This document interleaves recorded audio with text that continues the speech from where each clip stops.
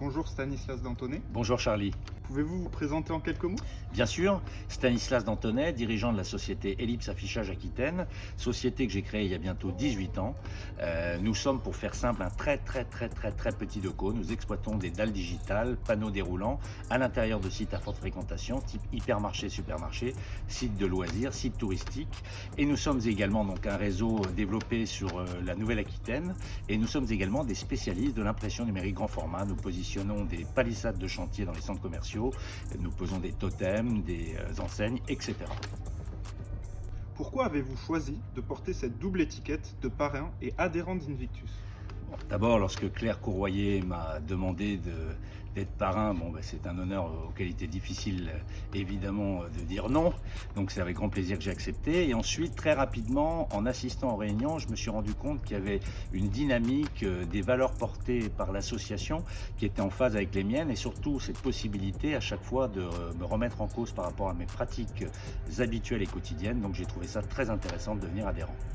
Vous qui avez connu plusieurs autres clubs de dirigeants, quels sont à votre avis les points où Invictus se démarque particulièrement?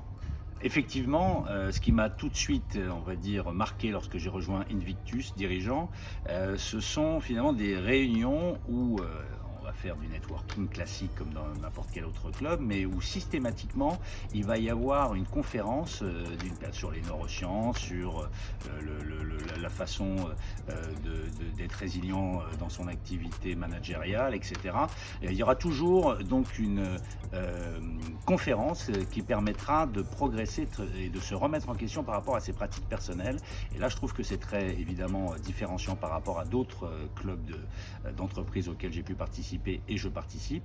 Et également, je trouve intéressant, en plus de cette plénière mensuelle, que nous nous retrouvions une fois par mois entre pairs, donc entre chefs d'entreprise, en petits groupes, 4-5 personnes maximum, pour échanger sur nos pratiques professionnelles et voir comment, au travers évidemment de nos expériences réciproques, nous pourrions progresser dans notre fonctionnement professionnel.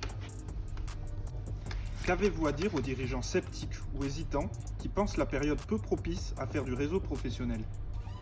Eh bien, écoutez, je leur dirais, essayez, c'est l'adopter. Non, plus sérieusement, je leur dirais de venir participer à une première réunion et de découvrir cette dynamique qui est portée par les adhérents de cette association.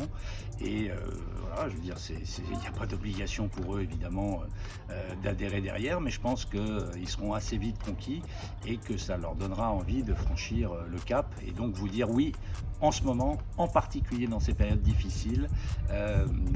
Trouver des moments précieux pour échanger entre dirigeants de ces problématiques, c'est très important, surtout pas s'isoler et s'enfermer comme une huître, s'ouvrir aux autres et partager ces problématiques, c'est plus que jamais fondamental dans les périodes d'incertitude que nous vivons.